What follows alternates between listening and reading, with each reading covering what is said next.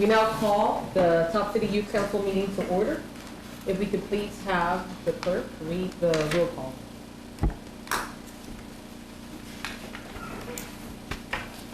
Mayor De La Isla? Here.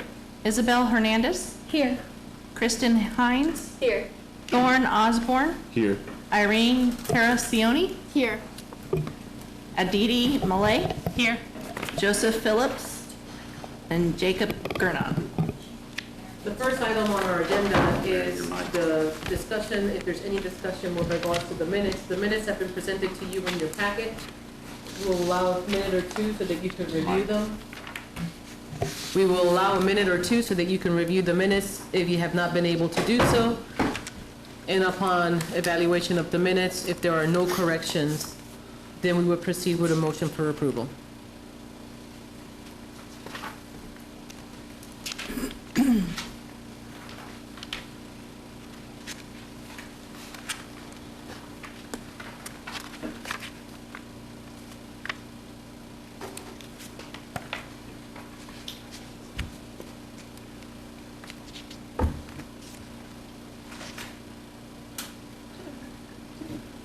I move to approve the minutes. We have a motion for approval. Do we have a second? I second. We have a second. Any discussion on this item, corrections, or any comments, questions? Seeing none, we proceed by voting.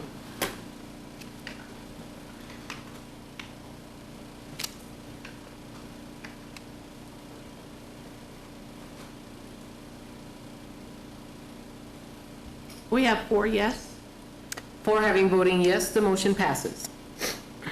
At this point in time, we move on into presentations. During the last meeting, when the agenda was set, there was discussion with regards to the importance of mental health awareness by the council. And there was a request that we have discussion with regards to this issue. Because of that, we have 2 resources that have come to speak to all of you. The first presentation is by Family Service and Guidance Center. If Ms. Pam Evans could come and approach the podium.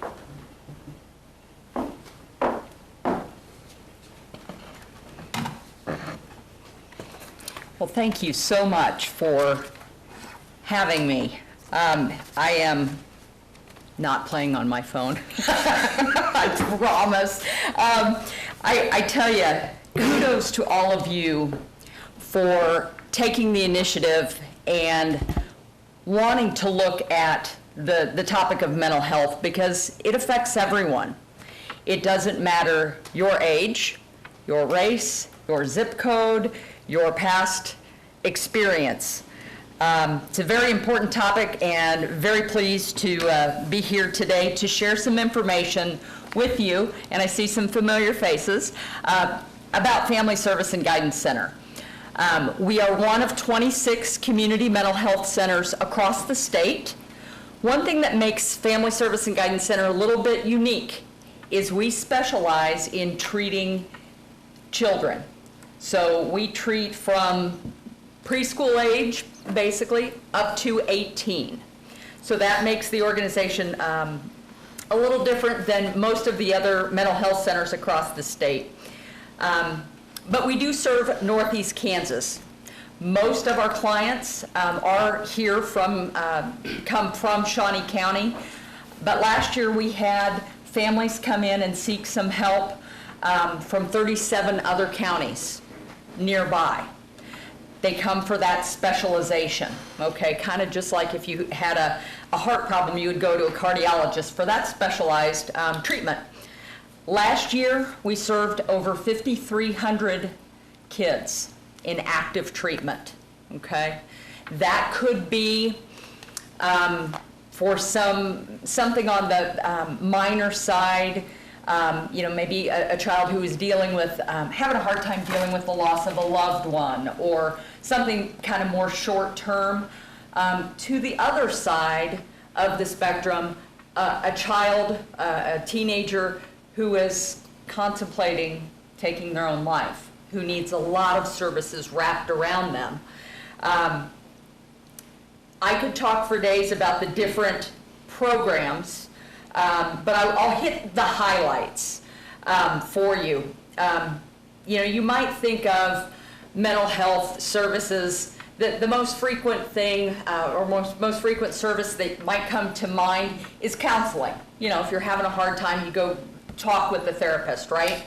So we do a lot of that, a lot of individual one-on-one. We also do a lot of group and family therapy, excuse me. In addition, though, we provide crisis services 24/7, 365 days a year. In the event a child or a teenager is in chaos, whether they be threatening to harm themselves or others. So we have services 24/7 available.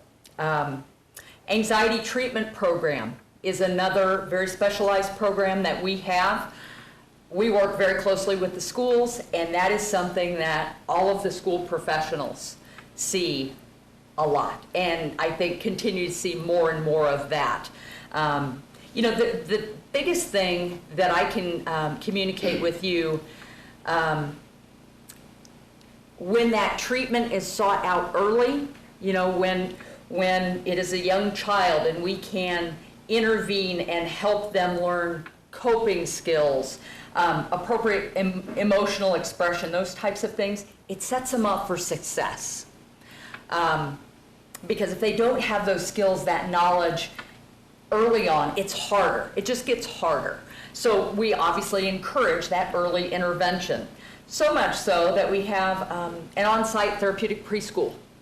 A lot of other services, we do a lot of work in the schools. We have an after-school program, full psychiatry department, parent support, case management. Just, it all depends. Every child is unique, and we devise a customized treatment plan based upon the child and the family's needs.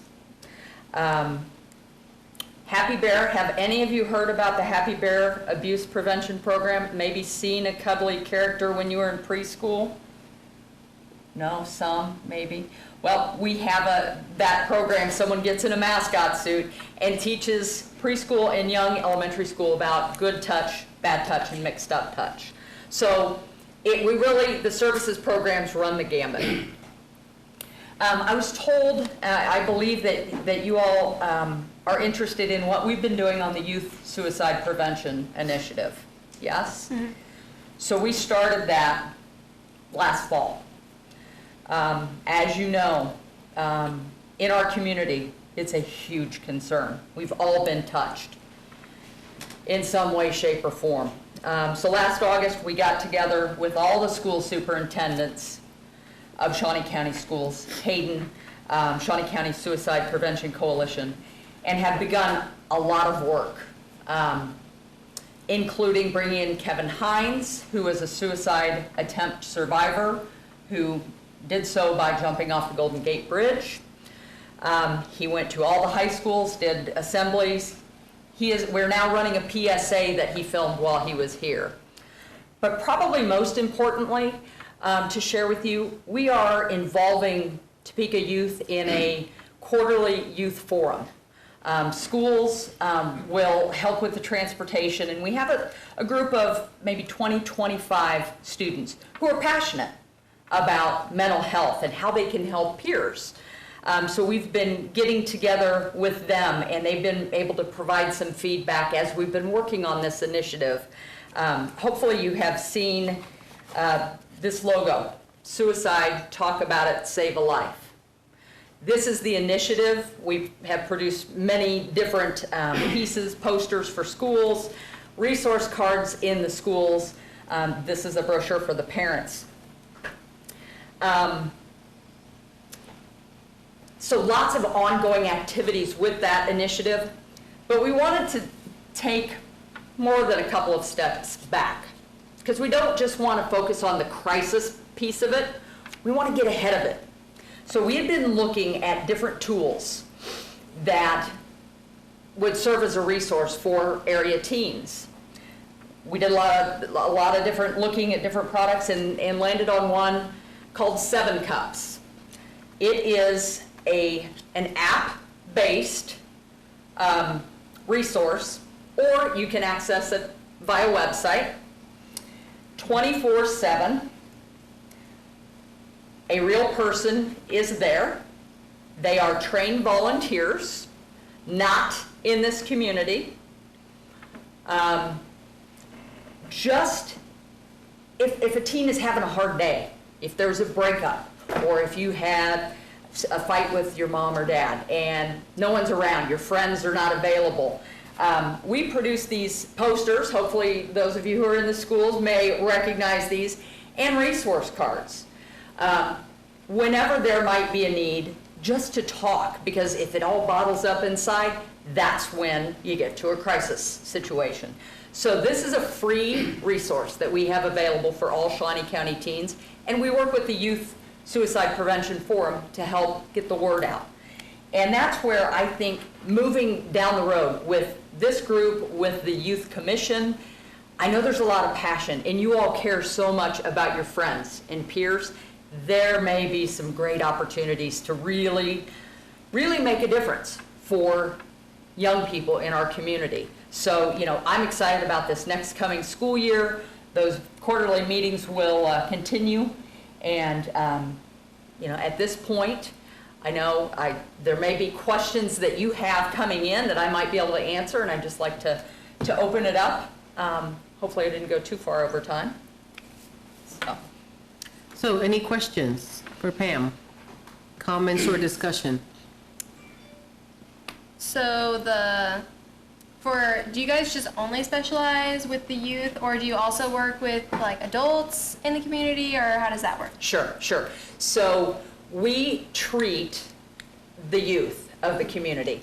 The next folks you're going to hear from is Vallejo Behavioral Health. They treat the adult population. As you can imagine, when there's internal, family strife, it wouldn't be extremely beneficial necessarily just to have, let's say if it was you, just you in the room. We will engage the family as much as we can, because without the family involvement, it's not as effective as possible, you know what I mean? Mm-hmm. But as far as treating, let's say an adult, a parent who has a mental health condition, we would not treat that specifically. Okay, our focus is really on the kids. That makes sense? Yeah. Okay, good. Irene? You mentioned opportunities for youth to foster progress. What specific opportunities are there? Yes, so we started off, when we kicked off the youth prevention, the Suicide Talk About It, Save a Life, that was in September, and our initial effort was to create that youth forum, okay, where we get, on a quarterly basis, get students from all of the different high schools together and, brainstorm, are there projects that we can all work on, that we can share out to all of the different schools. So as of right now, we have the quarterly youth forum meetings. But, who knows down the road, depending upon the interest and what, this group or the Youth Commission and others, maybe it may well grow and more opportunities develop. Yeah. Thank you. Sure. Kristen? So what are some ways that we could maybe advocate your program? Because I know our schools all have the posters, so I've seen those before, but I never really stopped to read it.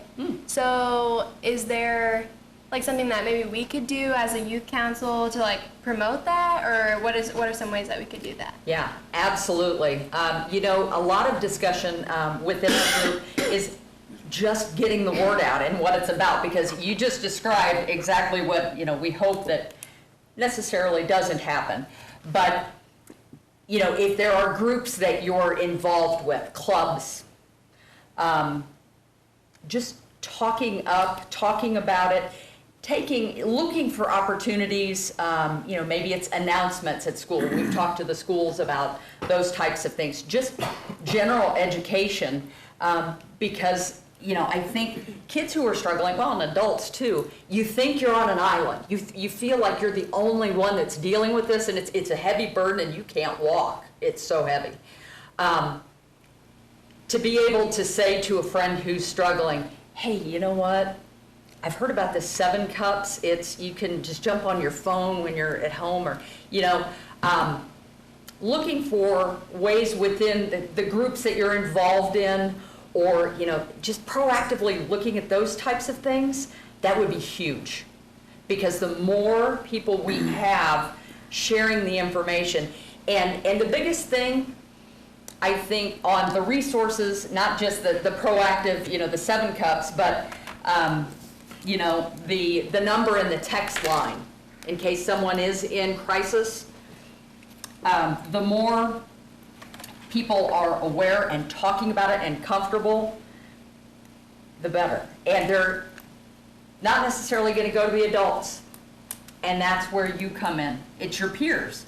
Because, you're like, oh, I might not even really know my counselor, or, oh my God, I'm scared. It's just overwhelming. So the importance, it's really, really hit me personally. You're going to talk to each other. And I think that's where we as a community can really move the needle. It's going to take the involvement of you guys and students of your age. So. Pam, could you discuss a little bit about how did you get the original group that is helping in the schools? The actual initiative? Yes. How that came about? Yes, how did you engage the students that you're engaging now in the schools? Yeah. No, I gotcha. So we started working with the counselors, the social workers, and the school psychologists to help us identify students who, A, were passionate about the topic, and as I said, unfortunately, so many kids have been touched, whether it's a close friend or not necessarily super close friend. So I think a lot of recommendations were made by those individuals as school staff members, but we also really encouraged, as we were sitting around the table with the superintendents and those mental health professionals from the school and our staff, we wanted to make sure that it was a diverse group, not just from the race perspective, but we didn't want to have just a group of huge-hearted, kind, passionate people, having people who may be dealing with some of their own issues, whether it be depression or anxiety or ADHD or, anything like that. Having a really good mix, that's was really critical, and we will continue to work. Of course, we had seniors on that group. So, we worked with the school. We'll be working with the school to say, hey, we need to identify some new folks coming in, and so that will be an ongoing, process every year. We'll have people kind of moving out and new folks coming in. So I would encourage, if you have an interest in getting involved on that youth forum, reach out to the school social worker or counselor or school psych, because otherwise they might not know that you're passionate and that's something you want to do. So can I ask you for a favor? Because I know that one of the things that we've talked to the youth council about doing is, once we have these meetings, to share them on Facebook, so that other youth is reached. And if you had the opportunity to talk like you are to a young person who has a friend who is very emotionally struggling, and that has told their friends that they don't want them to tell anybody, but that they are thinking of suicide, and you have this peer teenager carrying the load because they want to be a good friend, and they want to keep the secret, what would you tell these young people that are carrying that burden? My husband's a band director at a high school here in town. And unfortunately, I hear the stories multiple times a year.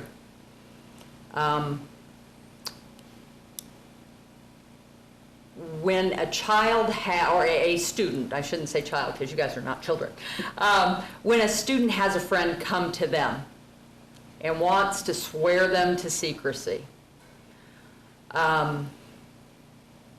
it's life and death. You know, it truly is. And let me preface this by saying I am not a clinician, okay? And so I wouldn't want to give any specific, I can't give specific advice. I can give kind of anecdotal, kind of general and parent-ish, because I have, you know, a 19-year-old. But, you know, encouraging the student to be a listening ear and be a friend and be there for them, but I don't think you can say, I'm not going to tell. I can't, you know, I think it is I love you so much, I care about you so much, that I know there is help, and this is part of that educational effort. There is help available, and adults who truly care, whether they believe it or not, that's a whole other thing. Mm-hmm. Because again, you feel like you're on that island, and you're feeling the weight, and you don't see any other way out. Have that conversation, but also don't wait. Don't wait until the next morning, if you're in school, to tell somebody. My husband has gotten several texts late at night saying, Mr. Evans, I saw something posted. I saw a Snapchat, and this is what it said. What do I do? Well, that plan goes into action. The district's plan goes into action. And because you never know. And phone calls are made and actions are taken. Sometimes that's a life-saving process. Is that helpful? And again, I'm not clinical. You know, I can't. Isabel? Yeah. Okay, since you mentioned that about like what the school does, like if they see a post like that. Yes. So since Family Service and Guidance Centers work with like 501, like do you think like the model that they use can be used for like other school districts? Do you think that it's a good one? You know, each school district has their own unique challenges. And I think there are unique needs for each school district, and I know each district has really highly qualified and very passionate, knowledgeable staff members. Everybody's plan is a little different, but I would lay money. Now, I can't point to any research or emails or reports, but I would lay a lot of money to say every time, no matter what district it is, when that plan is put in motion, it's effective. Unfortunately, you know, sometimes the individuals that do end up taking their lives, people don't see it. I mean, they might not be, those students might not be the ones that might be cutting themselves. They might be the ones back in the back of the room or withdrawing from the things that they used to love to do, and they've just kind of ghosted on you. So, you know, like I say, they're all a little different, but they're there for a reason, and they have been effective. You know, it's so hard to know because you can't predict. Every situation is so different. You know. So, you want to? Yeah, of course. are there like anything that any actions that you would like to see, like our group or like the city, that maybe we could help you with? Like, Boy, I didn't come in with a list, but boy, I bet I could come up with one. No, in all seriousness, there may well be some events coming up, whether that be, partnering with like the Shawnee County Suicide Prevention Coalition. They do a 5K. Who knows what things might be coming up, and this is where, with the youth, with our group that meets on a quarterly basis, and depending upon what this group, really, if there's something that you feel passionate about and you want to do as a group, maybe we get those three groups together, because the more power, we get your brains in the room, you're going to be a lot more effective communicating with your peers than I ever will be. When we produced this poster, this was not the first pass.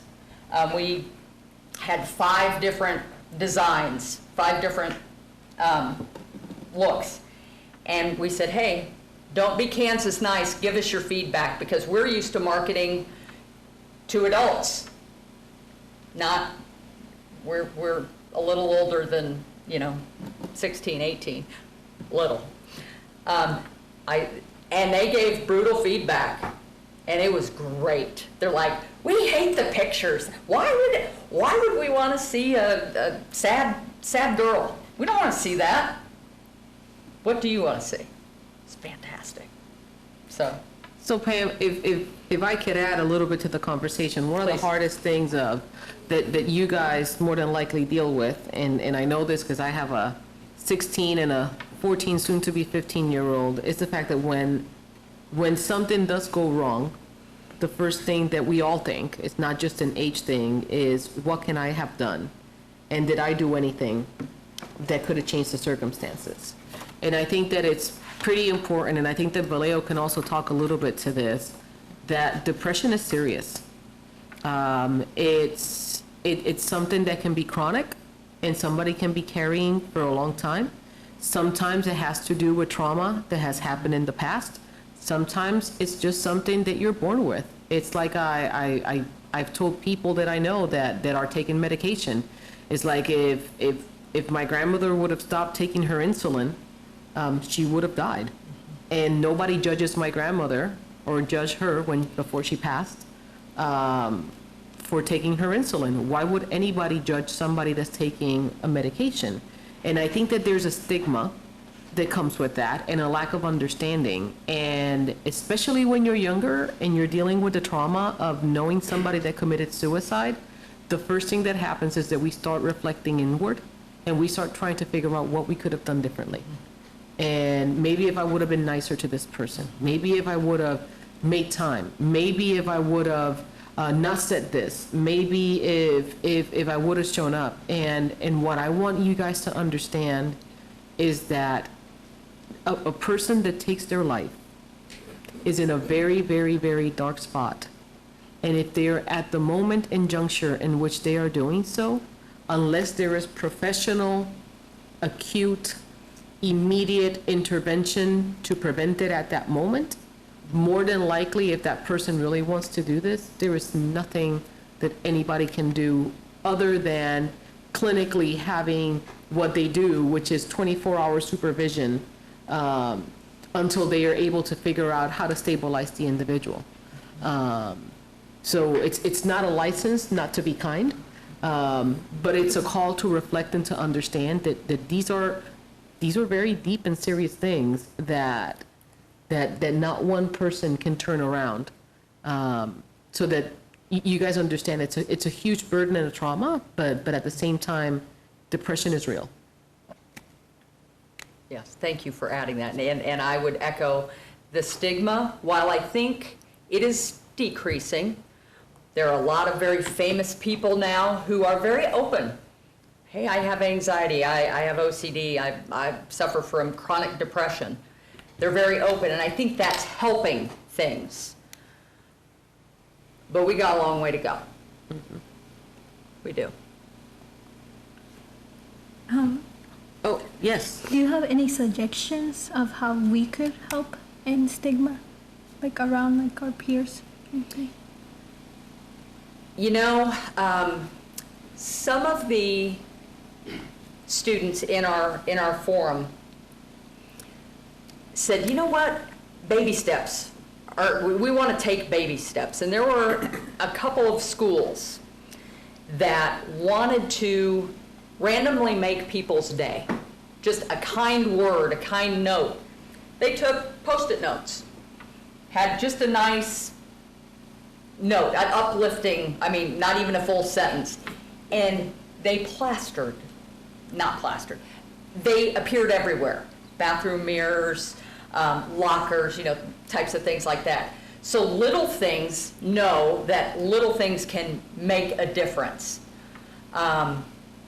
Now, I will say, I preface this by saying, not all schools are going to be okay with Post-it notes. I also got some feedback that you know, they end up on the floor and all that good stuff. So, you know, if you have ideas for initiatives, make sure you know, communicate that with your the staff members.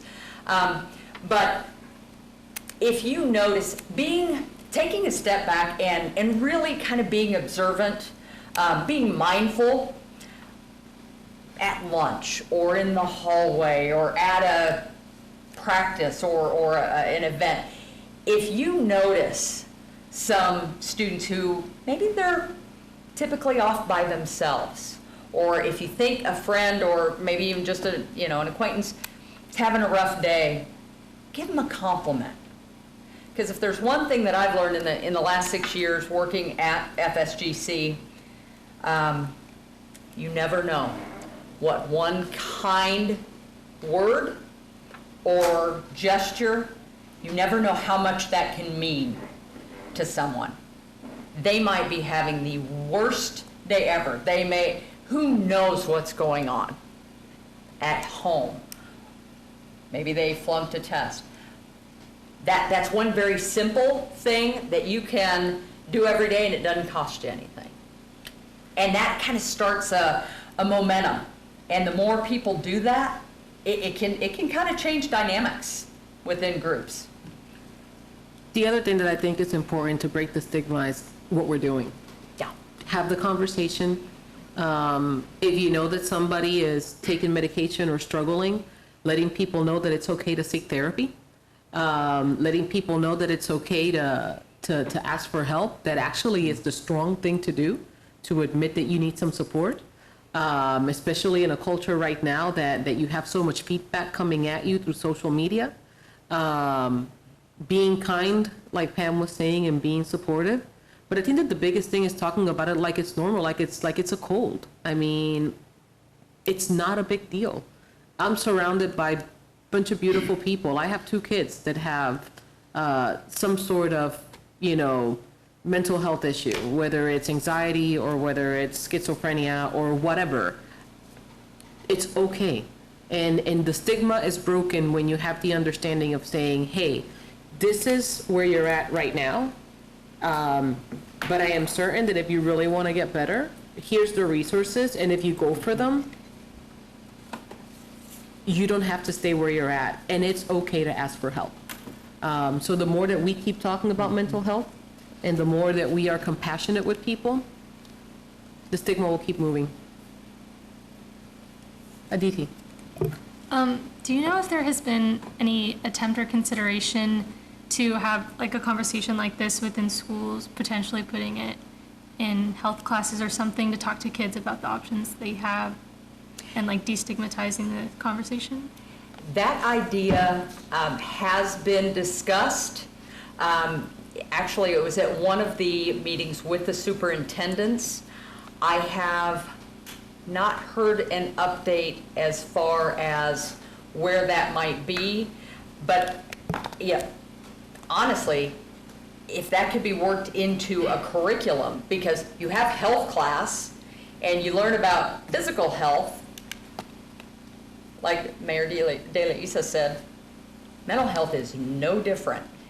And if you haven't experienced a mental health issue, it's hard to understand. You know, it's similar to kind of what you said.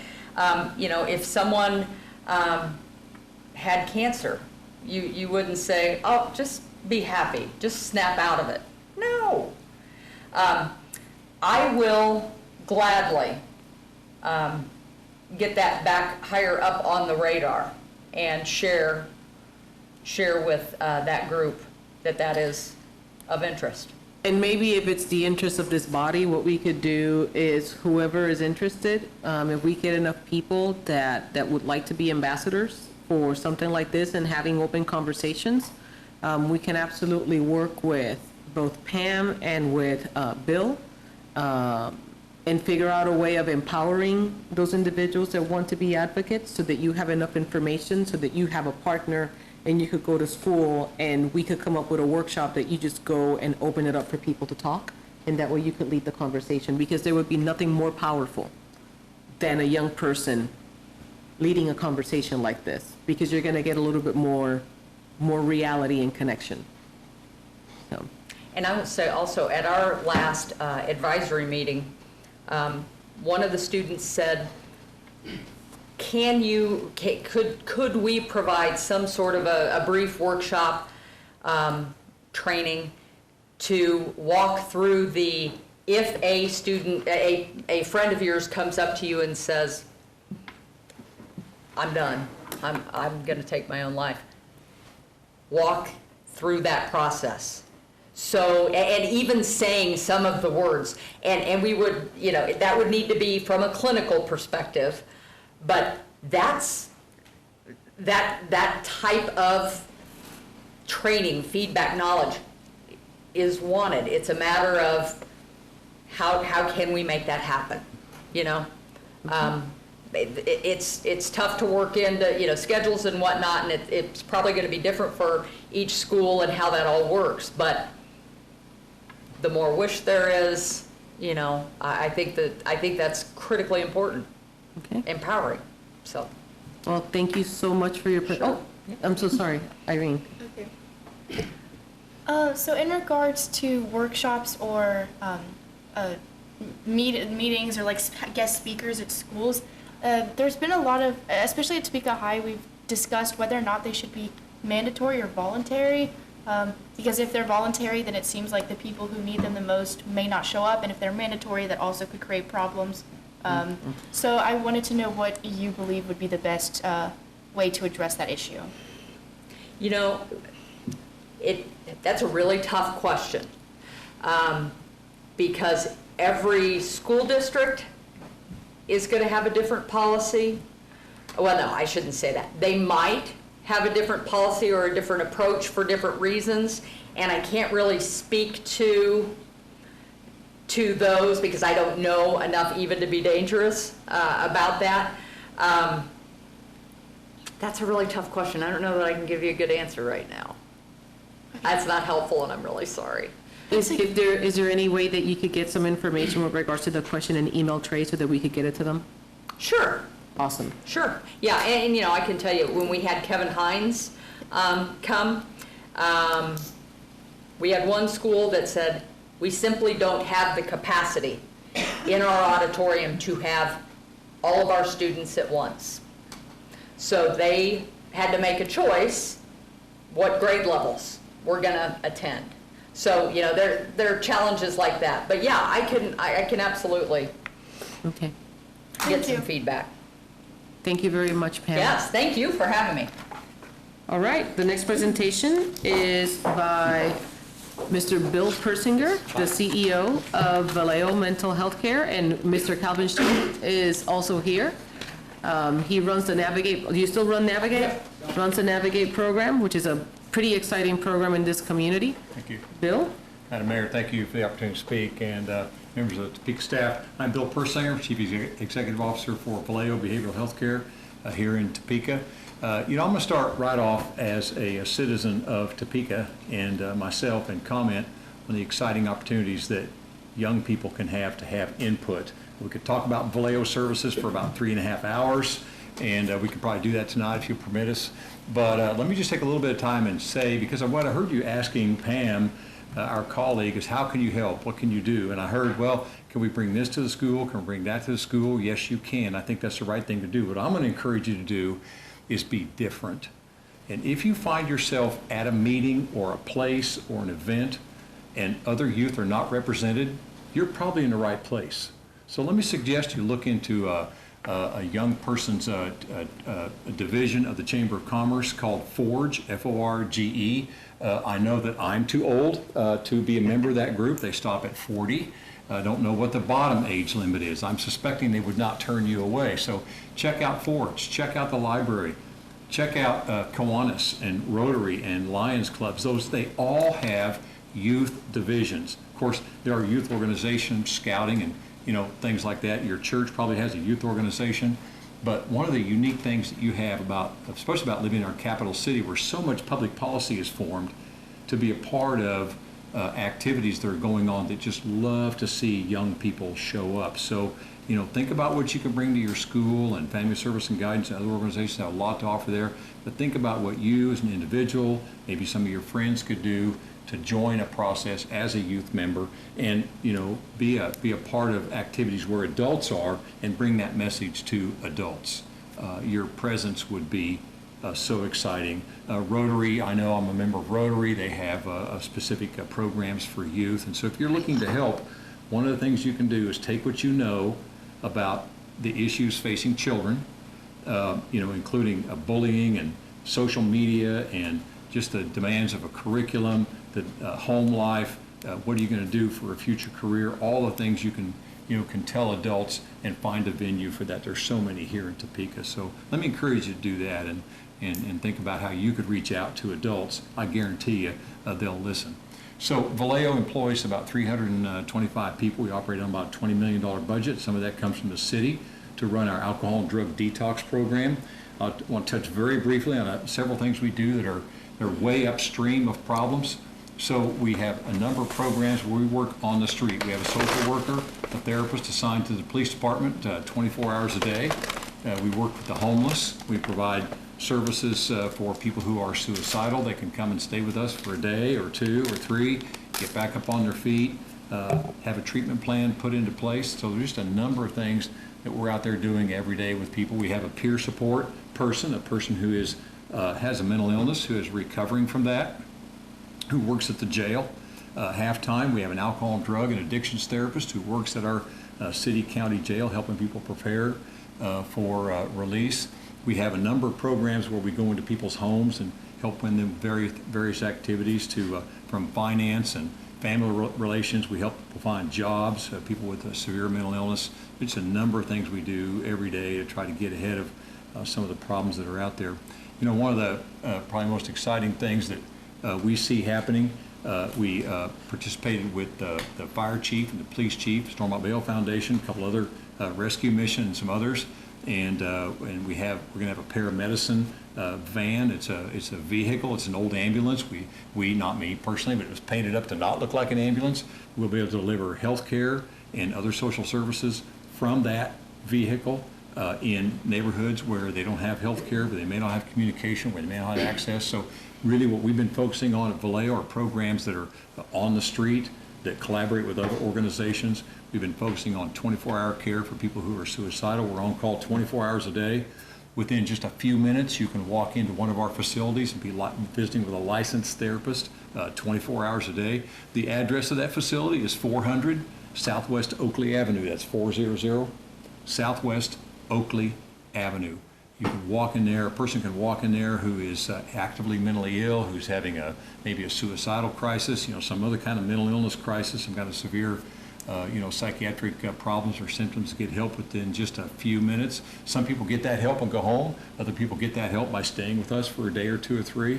So we work with our partners, Stormont Vale, the police, St. Francis, the emergency rooms, and others, trying to get people the care that they need. But help is available immediately. So somewhere where we connect with young people is sometimes if their parents are suicidal, having acute mental illness episodes, there's someone there to help out. So just be aware that crisis facilities available 24 hours a day. I'm going to turn you over to Calvin, who's going to talk about a specialized program that we have for young adults, people 18 and over, who are having their first serious bout with acute mental illness, and he'll also tell you a little bit more about our crisis services. It's a pleasure to be here tonight.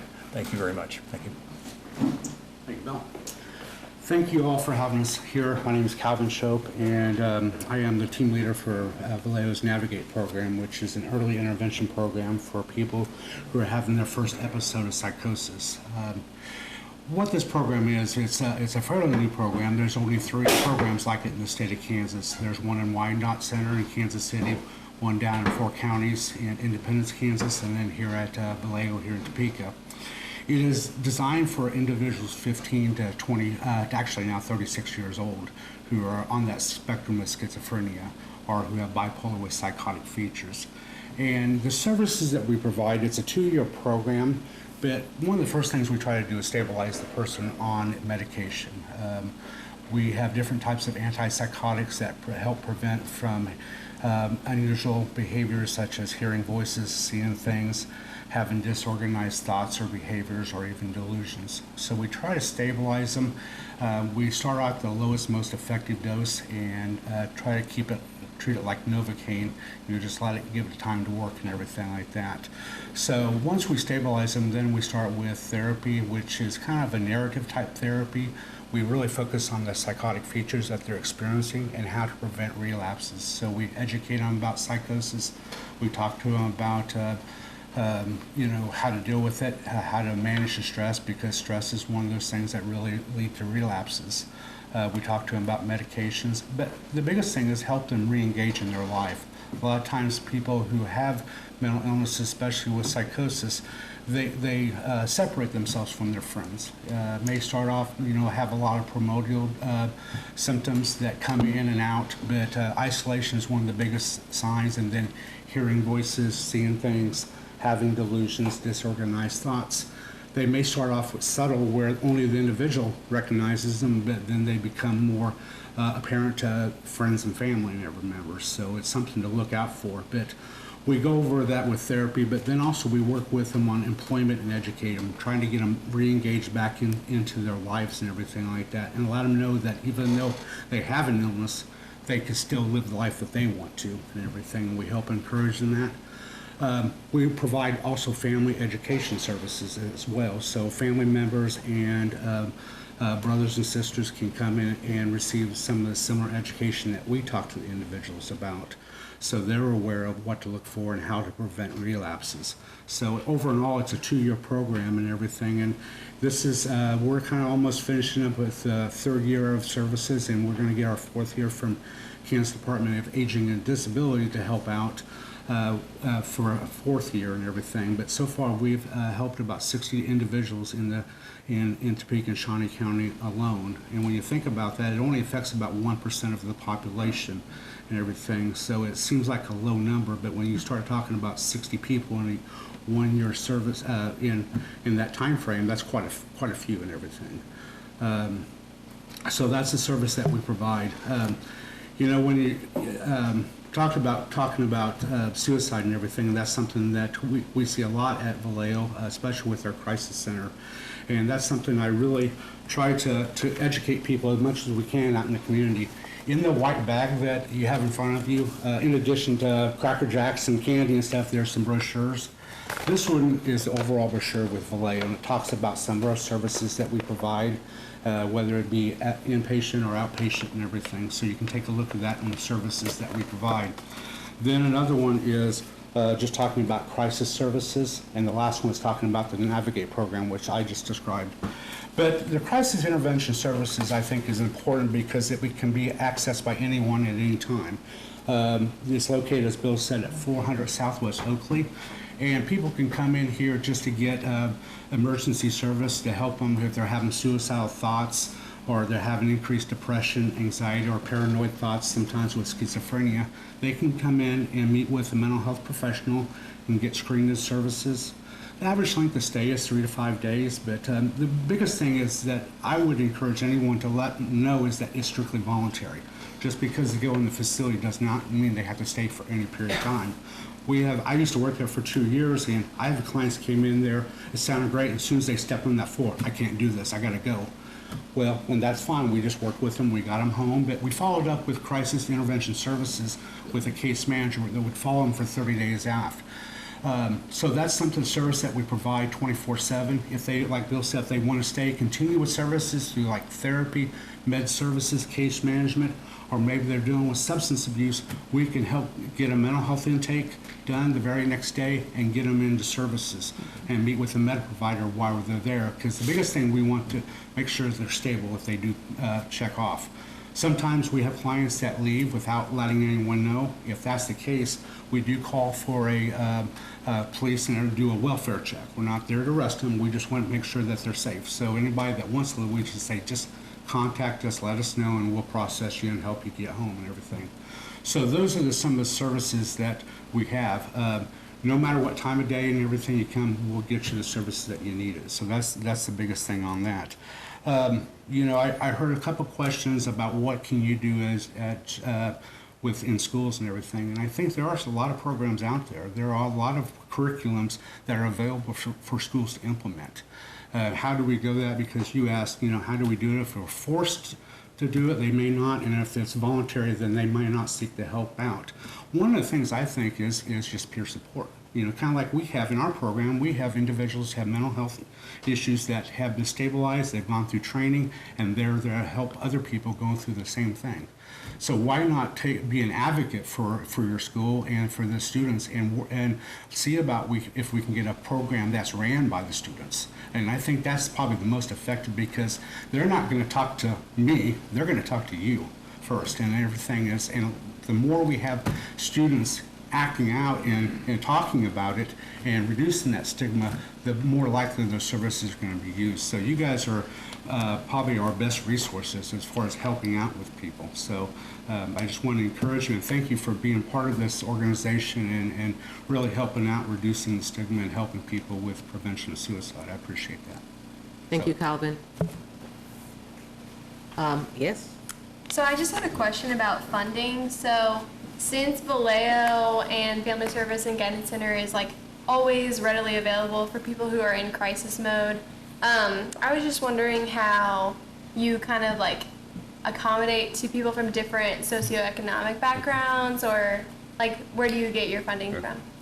So, first of all, I want to thank the city. The city takes an extra week in training its police officers in what's called crisis intervention training. It's very expensive, but it pays off every day because the police on the street know how to intervene with suicide. So it's not directly funding to us, but gosh, it helps us do our job. So some of our money comes from the city to run our detox program. The city has a mental health court where if a person's mentally ill and they commit a crime, instead of being sent to jail, they can go before a judge and get a sentence of treatment and other kinds of services that will help them. About 8 or 9% of our funding comes from the county, which we pass through a portion of that to Family Service and Guidance Center. So county funding is right at $2 million a year. State grants comprise probably 20, I'm doing some rough math, 15 or 20% of our funding, maybe a little bit more. We pass a portion of that through to Family Service and Guidance Center as well to provide some of the specialized services that Pam was talking about. Also, Family Service and Guidance Center was instrumental in helping get a state grant to half a dozen mental health centers across the street, across the state, so they could put services in schools. So most of our money comes from Medicaid, not Medicare. So whereas a hospital would operate quite a bit on Medicare funding, we operate on Medicaid. It's about 60% of our revenue would come from Medicaid. About 8 or 9% of people have health insurance, commercial health insurance, like your families may have health insurance, and that will pay for counseling and some limited services. So most of the people who come to see us are uninsured. They don't have much coverage. If they do, it doesn't pay a whole lot.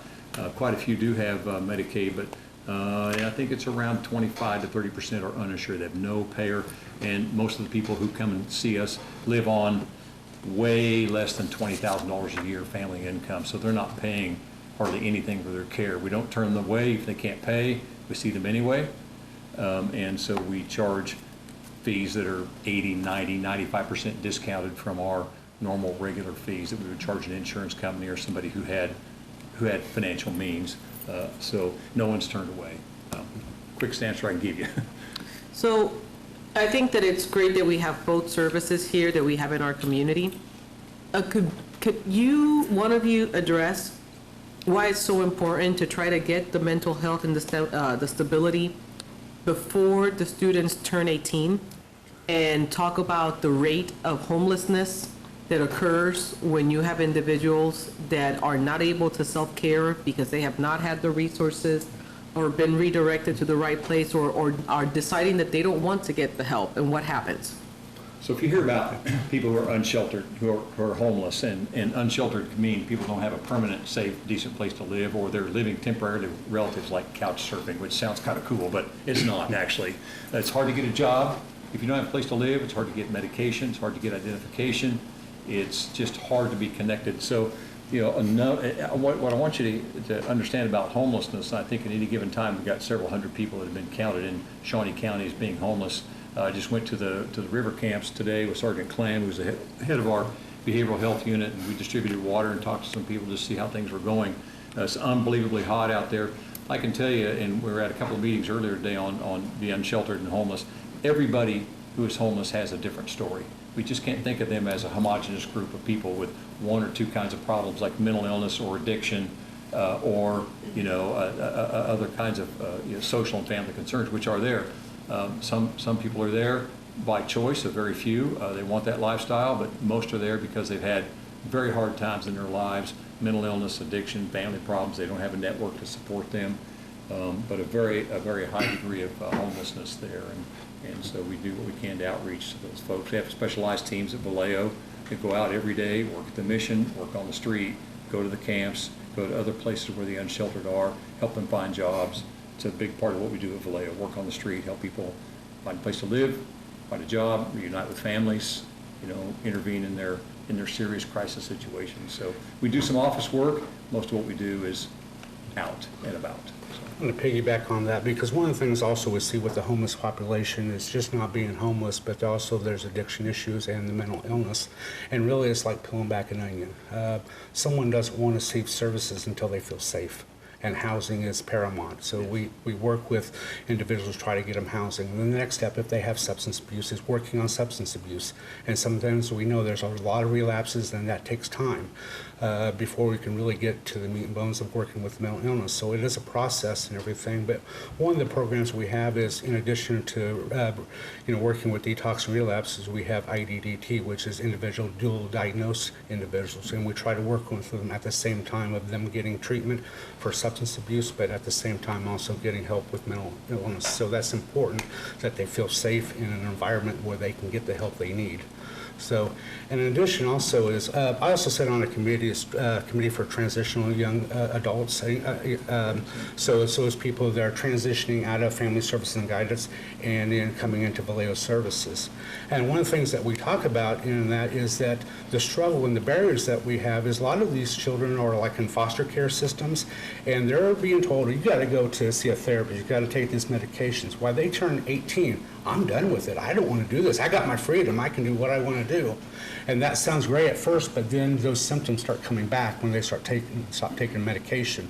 Then that what gets us in a crisis situation, and of course, and then we deal with suicide. I just dealt with this yesterday. I had a person in my Navigate program. Mother called up tearful because it was the 4-month anniversary of her husband who committed suicide. And now her son, who's 19 years old, hasn't been on medication, has been acting out and everything and threatening suicide. So I was out at the home for a couple hours a day, and then it escalated to where we had to call law enforcement to make sure everyone was safe.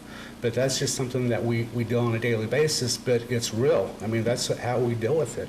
So, we try to educate them and, try to keep them medication. But, that committee really takes a look at the services provided from KBC, Family Service and Guidance, and other organizations like CDDO, and then the services they're going to receive when they get to Vallejo. So we have a contact person at Vallejo that works with the contact person at Family Services, and we're constantly always trying to iron out those services to make sure there's a simple transition and that's effective. But there are barriers, and it's not perfect, but we continue to try to work on it.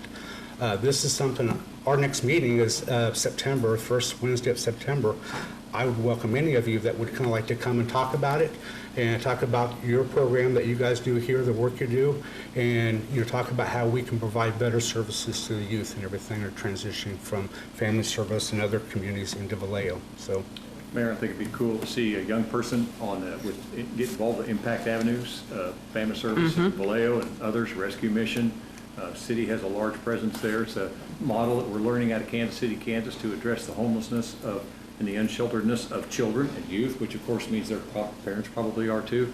Think about families that may live in their automobiles on a street corner, sheltering temporarily with relatives, living in motels for several weeks. There's a lot of ways to be unsheltered and homeless. And I think Topeka and Shawnee County are stepping forward, and the mental health partners are doing the same thing to address the issue of childhood homelessness. And just think about how difficult it might be to, attend school, be clean when you show up for school, have food, have shoes that match when you're living in a sedan with 3 or 4 other people.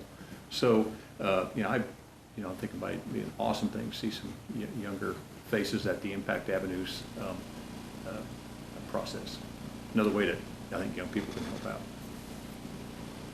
Any questions for Bill and Calvin? Okay, guys, thank you so much for being here. Appreciate it. Thank you. So, Real quickly, Mayor, if you think about a career in social work or mental health, please do. We'll hire you, and you can live right here in Topeka.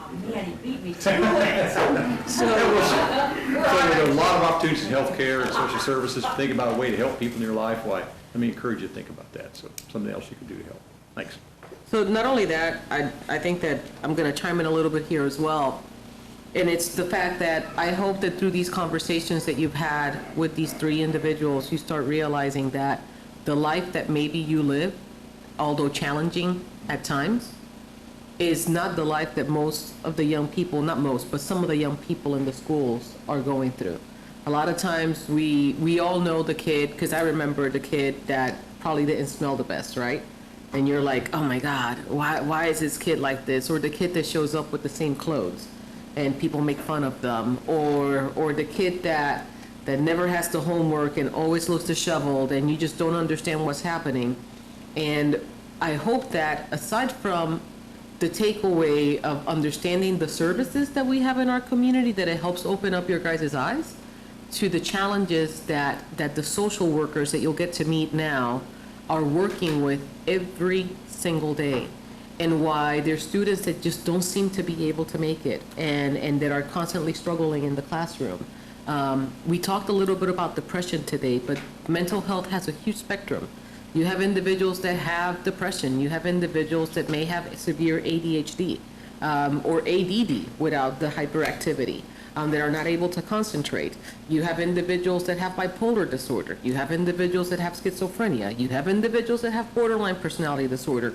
There is this huge gamut of the spectrum of where mental health is at, and we can't put people in a box. So when you run across next time in school, when you're back in the throes of it in August, that person that you've always been like, why do they? Oh, maybe show some compassion, because we really don't know the struggles that other people have sometimes. So we have, before we adjourn, some introductions. We have 2 representatives from the school. If you would like to come up first and talk a little bit about your school and the services that you do. Because one of the calls that we had from the youth council was they wanted to know who to reach out to in the school and how to best approach. So that's why you're here. My name is Corey Hinton. I'm a licensed master social worker at Shawnee Heights High School. Are any of you in that district? Okay, because I don't know every 1,200 students we have. This will be my 3rd year there. I'll give you kind of a brief thing. I know you're questioning, who do we go to? Where are your people located? Everybody has a social worker in their school district now in our county. And so they're normally with your counseling center. They do a lot of different things than your counselor does. You probably go to your counselor for academics. You want to take the ACT test. You need to get signed up for a college visit, things like that that are more academic based. But they are also there for support. They're there if you're having an issue with your friend. They're there if you are having an issue with your mother or you're needing resources. I'm also there, I'm the mental health provider. So I work with students that are in a crisis in that moment. Their families are in a crisis, whether it's a financial, a death in the family. They're not able to put gas in the car to get to school. I help find resources for students and their families to get them to connected to things in the community that can help them have the same type of education as everyone else. I also work with students that have IEPs, individualized education plans, that have social work services on their IEPs. So whether that's for an anxiety issue that they have, we do coping skills. I help with classroom behavior management with teachers and students when you kind of have that student that always seems to be getting in trouble in class and doesn't get along with the teachers. We work up plans on how that both the teacher and the student's needs can be met so they can function together within the classroom. A lot of stuff that I've heard tonight, I'm so excited about, because I have 3 students that are on the Suicide Initiative forum with Family Service and Guidance Center. And we also have a student that started, this year we're going to start a peer mentorship support group at Shawnee Heights. It's called T-Birds Together. And what it is, they will meet every week on Wednesday mornings during late start. And it's open to anybody in the school that just wants to come in, needs someone to talk to, just needs a safe place to go and feel accepted. There's a set of students that are the mentors that they were recommended by teachers and staff, administrators in our district to be the peer mentor. And so it was a voluntary program. They did not have to sign up for it, even though they were recommended. So this will be our first year. So they meet every week, like I said, but they also plan to do a lot of kind of the positive reinforcements within the school. There is, the sticky note thing, Ed West doesn't really care for those because they are kind of messy. But we're going to try and come up with other things. And my biggest thing that I want you to know is that there are staff members, teachers, there are paras, there are the lunch lady, there are your administrators, your counselors, and your social workers. They are there. And, you are the biggest voice. If you want to see change within your school, or you want to see things starting, like initiatives and having these campaigns for suicide prevention, you are the ones that will start them. Administration sees way up here, but you guys see what's real, what's every day, what's in the halls, what the students are dealing with. So I really encourage each one of you to, if you have an idea or you want to be more involved, go to your counselors, go to your social workers or your admin, teachers, and kind of, be that squeaky wheel that they say. Because we won't see change unless you start the change. Because the way we vision what suicide prevention can be is not what you guys see. It's not what you hear. It's not what you go through with the social media and the everyday impact that all of that has on you. So we learn more from you on how to address, I feel, this issue that we have within our school district. So I really encourage you to reach out to your school districts if you want to be more involved. I will put on a side note, I can give you the information. Olivia Talbert was the one that started. She's the founder of this T-Birds Together support group that we have, and she has a blueprint, she has a constitution, she has everything you need, and she is willing to give it to any school district that is interested. She did give it out at the Suicide Initiative in the spring, but if you are interested or you would like to take it to your school, please contact me and we can get that information to you if you would like the packet. To maybe have some ideas on how you could maybe start a peer group at your school. And if possible, if you wouldn't mind, could you please email that to Trey? Yes, I can go ahead And that just way email Trey the can send it packet. to all the members of the council, and Yes. that way they could decide if they're gonna do it. Yeah. So do you have any questions? Did I answer kind of what you're thinking of? Where's the help within your school? Awesome. Thank you so Thank you. much. You can join us.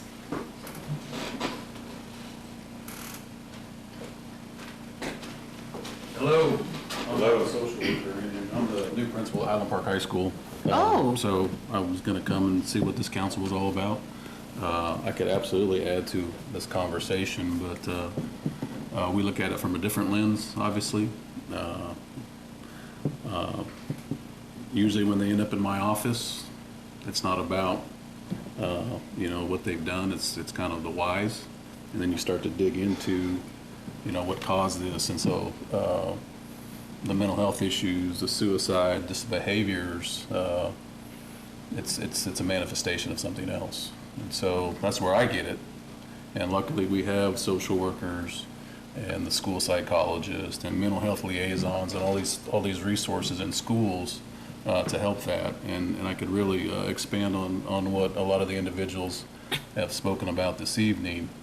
But it's just, you guys are on the front lines, and you guys are the ones that really absolutely have to help us. The issue that I have is that I just think it's so much harder now to be a youth, mostly because of this, where you could always get away from things when we were younger. We could go home and we could hide away. You always have a notification or a ping or whatever, and it's just always ever present there. Even if you don't look at it, something's there. And so it's just different today. And so we really have to be cognizant of that. You guys are just inundated with so much information constantly. And I really have to step back and try to look at that lens that you guys look at things through. But we do have things. I'm planning a professional development right now. We have the Jason Flatt Act that the state of Kansas has passed. We have to have training for our teachers to look for things like suicidal ideation. So we're constantly training teachers to be aware, to look for those kinds of things. I would say earlier, one of the comments was or one of the questions was asked about, should I tell, or don't ever think that you can't tell, because they can be mad at you, and I want them to be mad at you, because if they're mad, they're alive. It's an emotion that you would rather have them be expressing. So don't ever think that you can't tell someone. You absolutely have to tell someone, and they need to have that emotion, and you want them to have the emotion. So I appreciate all the stuff that we're doing here with the council. In any way that I can help, in any way that I can get more youth involved, I will do that. I'd like to meet up later if we possibly could. Absolutely. And I don't mean tonight, so you probably got stuff going on, but I can work through Trey. And I also have been taking notes back there. I wasn't doing Facebook. I was taking notes on stuff that you were asking about, so I'm going to make sure you get the Topeka USD 501 crisis plan and all the steps that we go through, so you guys have an idea Thank you. of kind of the process that we go through, what our teachers are required to do, what the district is required to do, so some of the mental health stuff, so you guys get an idea of that. And each school district is different, but we're all pretty similar. But it's just getting the information out there. So any way that we can help, we will. Thank you so much. Okay, thank you. Thanks for having me. At this point in time, we have nobody signed up for public comments, and we will move forward to announcements. I do have a few announcements. We have, if anybody knows of any young individuals that would be interested in serving on the youth council, we have openings for District 2 and for District 3. So District 2 is the area that comprises Oakland and a little bit to the east of Oakland, and then District 3 is more along the lines of that Chesney Park area, and it goes all the way out to like around 6th Street. I mean, it's, so just look at the map. And we have a district map on the City of Topeka website. And if you do know some young individuals that you think would be interested in being in this committee, this is our second meeting, and each meeting gets better. I think that the first meeting was almost like a we were trying it out, we were having good presentations about quality of place, but this meeting was really set because this is what the youth wanted to talk about.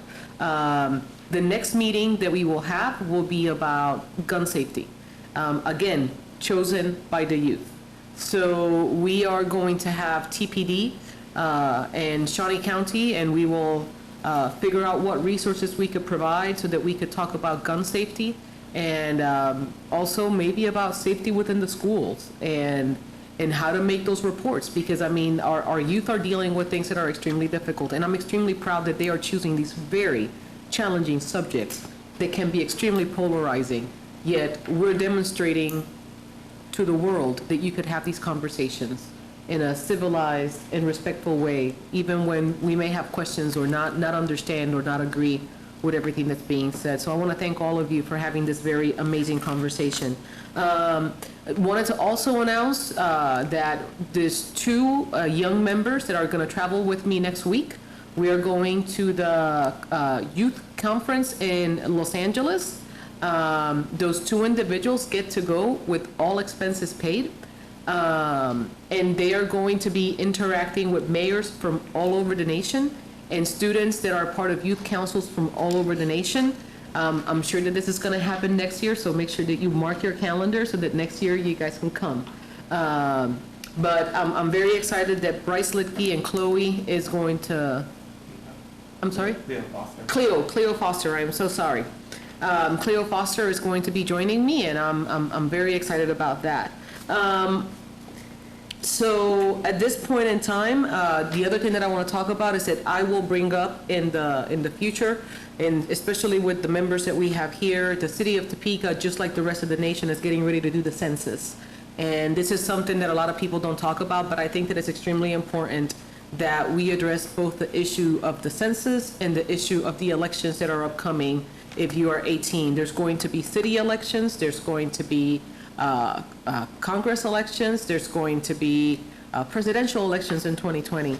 And it's not about talking about which candidates, it's about talking about the importance of your vote and talking about the importance of if you have the ability to communicate in your community about the importance of the census. Because I think a lot of people don't understand how important it is. Cities get resources, schools get resources based on the count of people that we have. And right now, one of the biggest concerns that we had was the citizenship question. That question is nixed. It is no longer an issue.